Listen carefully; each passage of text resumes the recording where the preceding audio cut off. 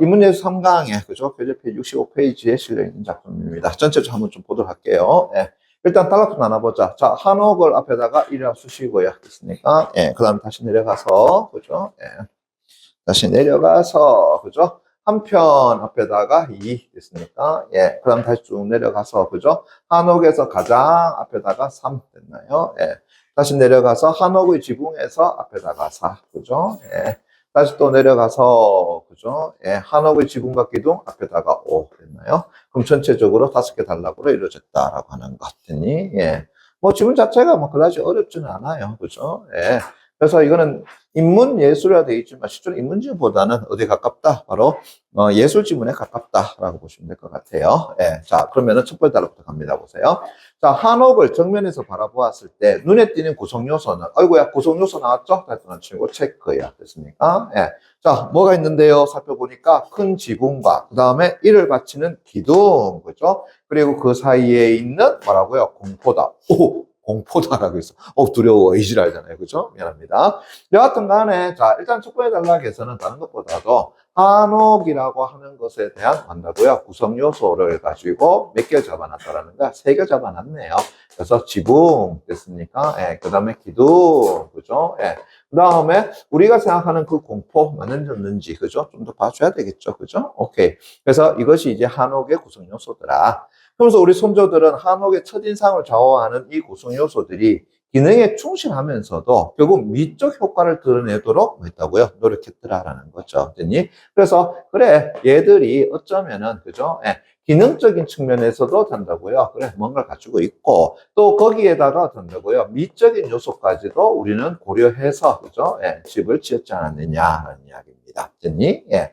그래서 선조들은 건축물의 재료가 자연의 모습을 그대로 유지하는 것이 아름답다고 여겼더라. 자, 따라다 보니까 쳐놓고요. 다시 내묻혀야 되겠죠.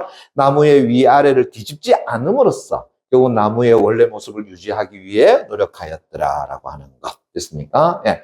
자, 그러면서 이제 기둥의 굵기는 했으니까, 아이고야, 자, 뭐부터 나왔습니까? 기둥부터 나와버렸죠. 됐니? 예. 그러면 잠깐만. 저 앞에 나와 있는 이 부분, 다시 말한다 그러면은, 한옥을 정면에서 받아봤을 때에, 됐습니까? 예. 눈에 띄는 구성 요소, 즉, 지붕과 기둥, 그 다음에 그 사이에 있는 공포, 또, 우리 선조들은 이 구성 요소들이 기능에 충실하면서도 미적 효과를 드러내도록 노력하였다라는 요까지가, 그죠? 예. 이제 뭐가 된다는 걸 알 수 있어? 글쓴이가 우리한테 말하고자 하는 내용이 된다는 걸 알 수 있겠죠. 그래서 한옥의 각각의 구성 요소가 어떤 기능을 가지고 또 어떤 미적 요소로서 드러났느냐, 그에 대한 설명을 하겠다는 거 아니겠습니까? 그죠? 그래서 항상 첫 번째 단락, 두 번째 단락, 적어도 세 번째 단락, 첫 번째 문장까지는 뭐가 제시된다는 거야? 그렇지. 바로 글쓴이가 우리한테 말하고자 하는 중심 내용, 다시 한다면 논제라고 하는 것이 제시된다는 거죠. 그래서 이 부분이 바로 뭐가 된다고요? 아하. 논제에 해당되는 거다. 이렇게 볼 수 있겠죠. 됐니? 그래서 이제 딱 들면서 설명 나오는 게 뭐예요? 지붕, 기둥, 공포에서 자, 뭐가 써? 그래, 기둥부터 먼저 지금 설명하고 있네요. 됐습니까? 예. 원래는 순서적으로 뭐 나와야 되겠어요? 지붕이 먼저 나와줘야 되는데, 그죠? 기둥부터 지금 설명하고 있는 거죠. 보자. 그래서 기둥의 굵기는 집의 인상을 결정하기도 하는데, 그죠? 예. 기둥은 굵기가 일정한, 자, 굵기가 일정한 것을 가지고 뭐라 그런다고요? 아하, 통형 기둥이라고 이야기하네요. 정의 다 잡아주셔야 돼요. 자, 그럼 높이에 따라 굵기가 다른 것 됐습니까? 그것을 뭐라 그런다고요? 불림 기둥이라고 이야기하네. 그러면 다시요. 자, 일단은 기둥이라고 하는 것을 가지고 다시 한번 또 두 가지 나눠봤어. 됐습니까? 예, 뭐라고요? 통형이라고 하는 것과, 그죠? 다시 어떤다고요? 불림이라고 하는 것으로 나눠봤고요. 통형이라고 하는 것은 일정한 어떤 모습인 거고요. 됐습니까? 불림이라고 이야기하는 것은 어떤다고요? 굵기가 다르더라. 됐습니까? 예, 굵기가 어떤다고요? 다른다. 됐습니까? 예, 그것을 이제 흘림 기둥이라고 얘기한다.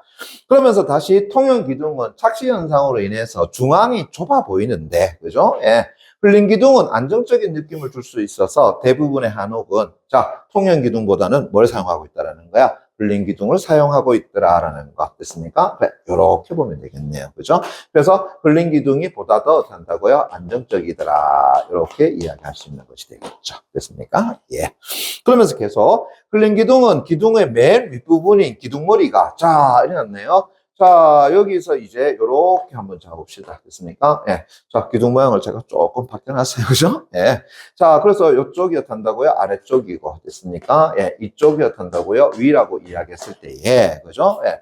방금 뭐라 그랬냐, 그러면은, 기둥의 맨 윗부분을, 자, 요 부분을 가지고 뭐라고 했다고요? 아하, 기둥머리라고 이야기했네요. 됐습니까? 예. 그래서 기둥머리가 가장 가늘고, 됐니? 어우, 여기가 가장 가늘대. 그죠? 예.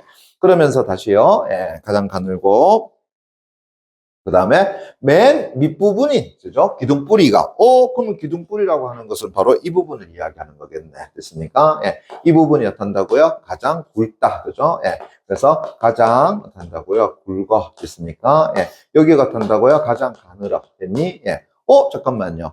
요런 것을 가지고 뭐라 그런다고요? 아하, 민흘림 기둥이라고 이야기하네.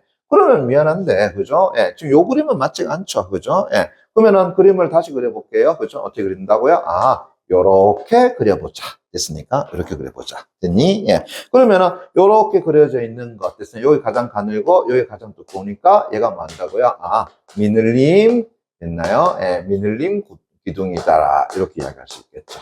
됐나요? 예. 그것과 다시 보세요.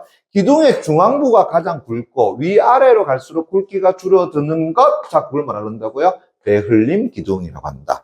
그러면은 제가 제일 처음에 그렸던 요 그림이 뭐가 된다고요? 아, 배흘림 기둥에 속한다. 이렇게 이야기할 수 있겠네. 그죠? 그래서 가운데 부분이 어떤다? 가장 두껍고, 됐습니까? 예, 됐니요? 예.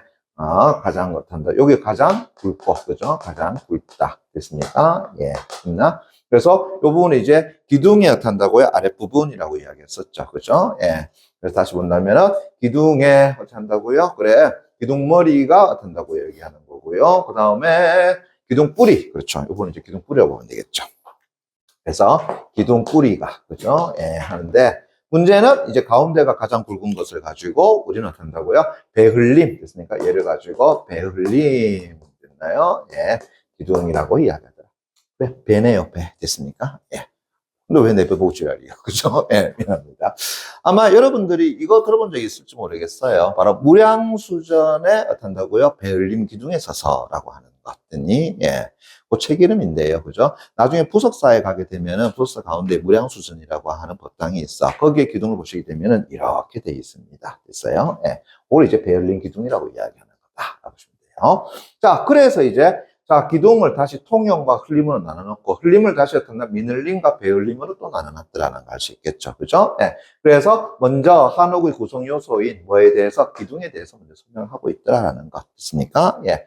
자, 그러면서 이 두 번이 탈락합니다. 보세요. 여러 기둥을 같은 높이로 나란히 세우면, 됐나요? 바깥쪽 기둥이 중앙 기둥보다 짧아 보여서, 건물 양끝이 처진 듯한 인상을 줄 수 있더라. 됐습니까?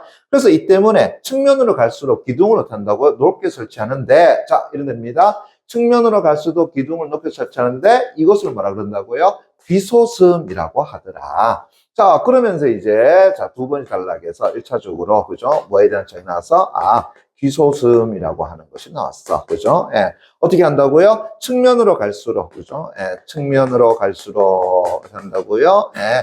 기둥을 높게, 됐습니까? 예. 설계를 하더라라는 거. 됐니? 그것을 귀소슴이라고 하는 거야. 됐니? 예. 그죠? 자, 그러면서 다시요. 이 귀소슴은 지붕이 상승하는 느낌을 주어서 지붕이 주는 무거운 인상을 만다고요. 경감시킬 뿐만 아니라 구조적인 측면에서도 일정한 역할을 한다. 그럼 다시 말한다 그러면 이렇게 설치한 것은 무거운, 됐습니까? 예, 인상을 어떻게 한다고요? 줄여주더라. 이렇게 이야기할 수 있겠죠. 됐니? 예. 자, 그러면서 또 갑니다. 귀소슴은 됐나요? 예, 구조적인 측면에서 일정한 역할을 하는데, 자, 모서리에 있는 기둥은 됐습니까? 그걸 말한다고요? 귀 기둥이라고 이야기하네요. 그죠? 예.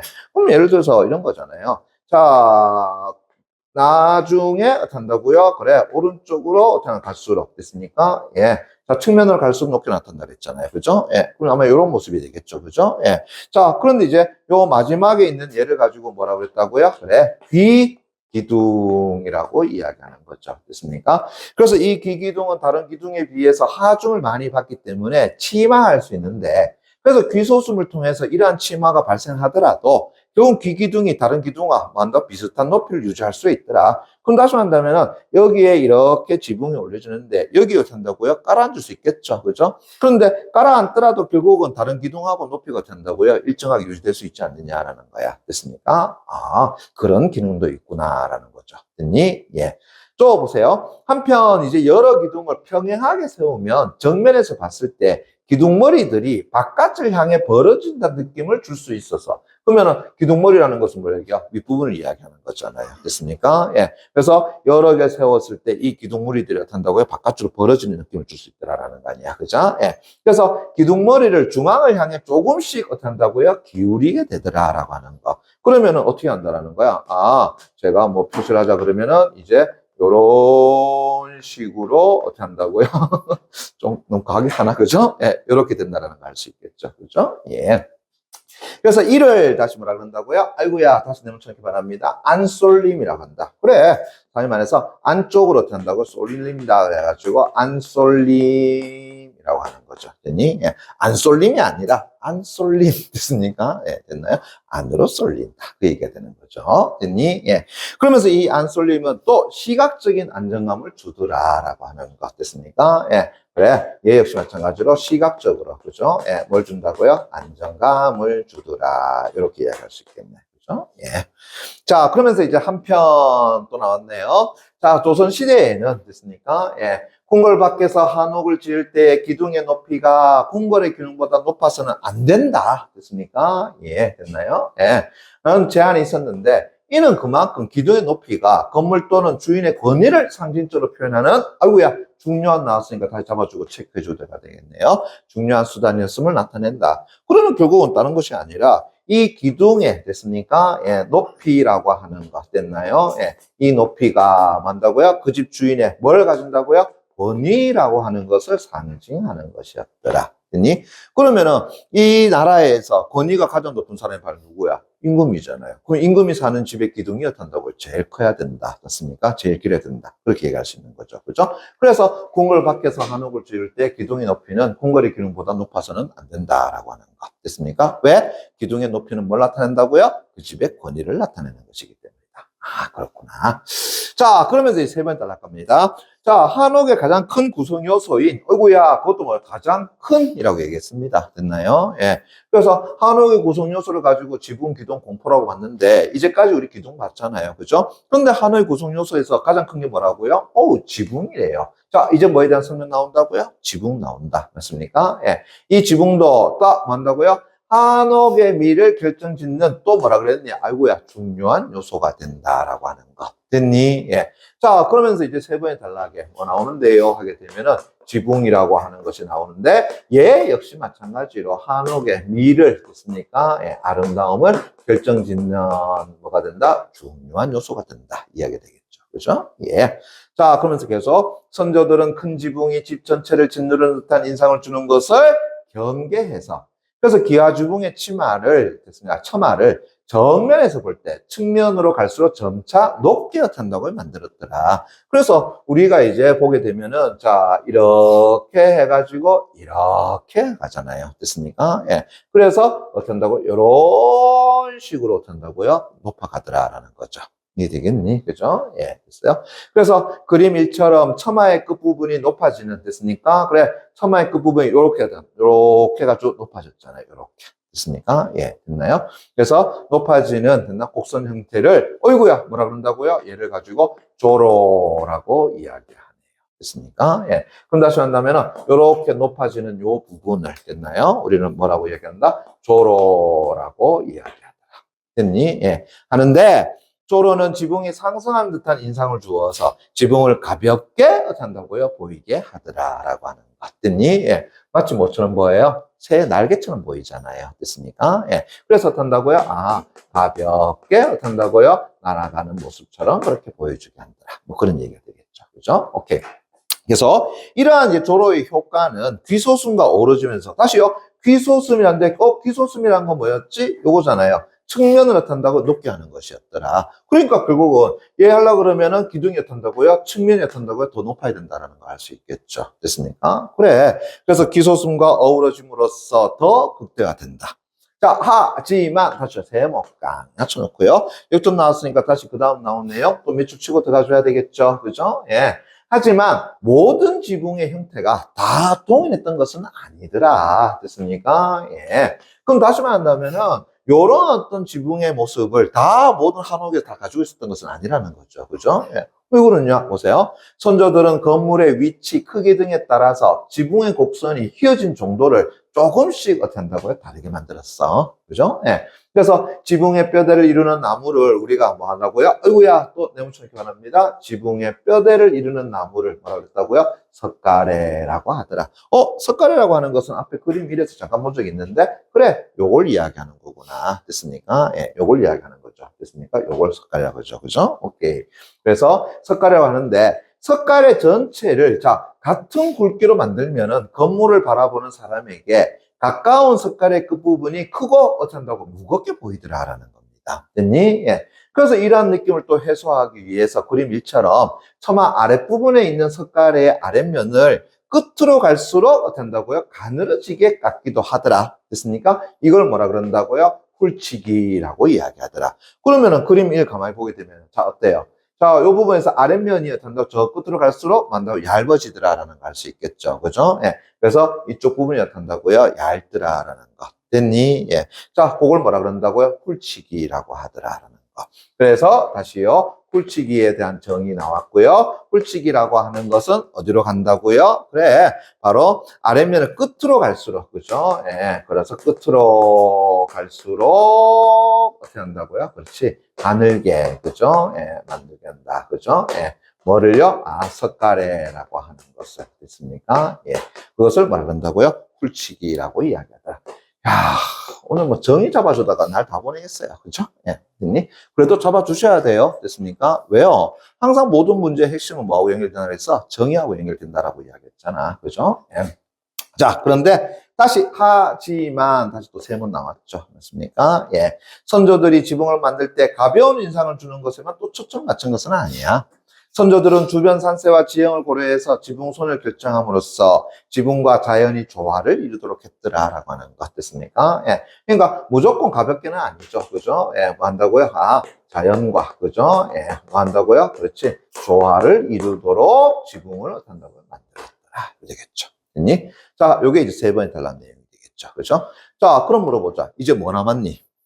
뭐 남았어요? 앞에 논제에서 지붕, 기둥, 공포라고 하는 것이 한옥을 구성하는 요소라고 이야기했잖아요. 그래서 기둥 설명했고요. 지붕 설명했고요. 이제 뭐라고요? 우리가 생각하는 그 공포인가? 됐습니까? 예, 또 봐줘야 되겠죠?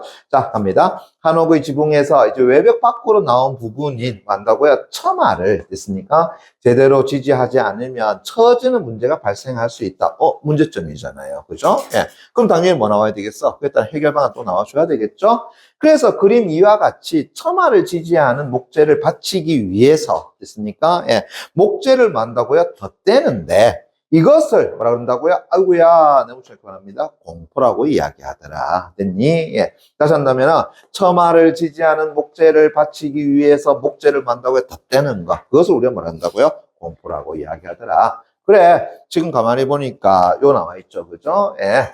자, 요게 이제 바로 뭐가 된다고요? 그렇지. 요게 바로 공포다. 이래 되죠. 요게 다 공포다. 이래 되는 겁니다. 이제 이해되겠죠? 그죠? 예. 그러면서 이제 공포의 배열 방식은 이래 됐나요? 그죠? 예. 그러면 요것도 우리가 또 정리를 하고 또 들어가야 되겠네. 자, 일단은 네 번째 단락에서는 됐습니까? 뭐에 대해 설명하고 있다고요? 그래, 공포라고 하는 것에 대한 설명하고 있더라. 그러면서 이제 공포의 배열 방식에 따라서 한의 유형을 구분하는데, 자, 한번 볼까요? 공포를 기둥 위에만 배열한 것을 뭐라 한다고요? 주심포식이라고 이야기하더라. 그러면 다시요.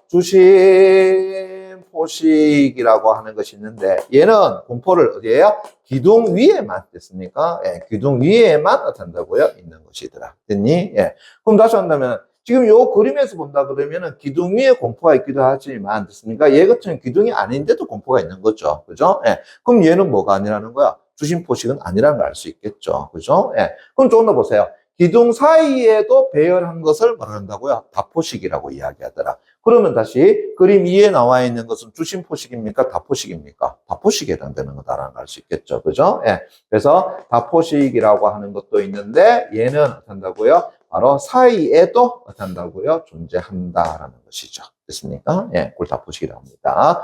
그래서 두 형식을 사용한, 어이구야, 또 대표적이라고 했으니까 또 자꾸 더 가져야 되겠지. 그죠? 예. 그러면 대표적인 것으로서 뭐가 있는데요? 살펴보니까, 아하, 각각 공정사 극락전과 그 다음에 경복궁 긍정전이 있더라. 그럼 얘들은 뭐가 되겠어요? 하나의 사례가 되겠죠. 됐습니까? 예. 그래서 다포식을 사용한 것에 대한 한다고요? 사례를 제시했더라. 그죠? 예. 그래서 공정사의 극락전과 그죠? 예. 경복궁의 만다고요? 근정전이 어떤다고요? 대표적인 사례가 된다.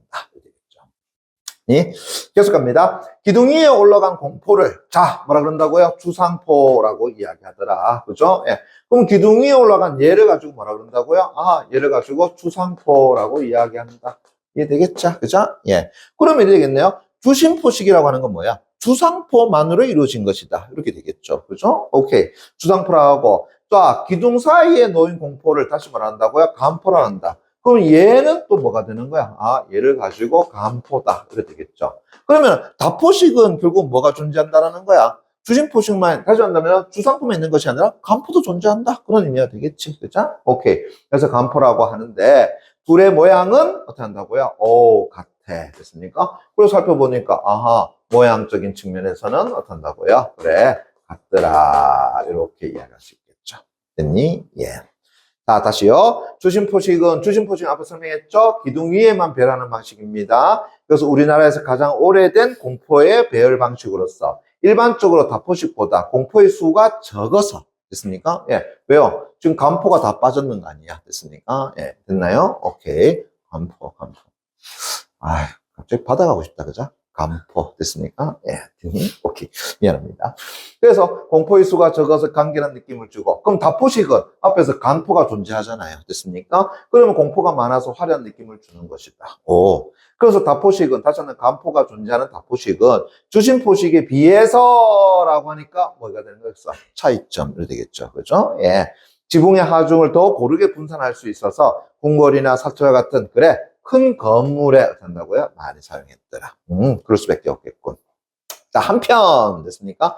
건물의 규모가 커질수록 그죠? 예. 지붕도 어떻게 한다고요? 위아래로 커지지만 됐니? 예. 하나의 나무로 만드는 기둥은 됐나요? 하나를 만드는 기둥은 이에 비례하여 어떻게 한다고요? 높게 만들기가 힘들더라. 됐습니까? 예. 그래서 건물의 크기가 많아지게 되면은 됐나요? 예. 기둥도 많이 사용되는데 문제는 그 기둥의 높이를 어떻게 크게 하기가 좀 힘들더라. 됐습니까? 예.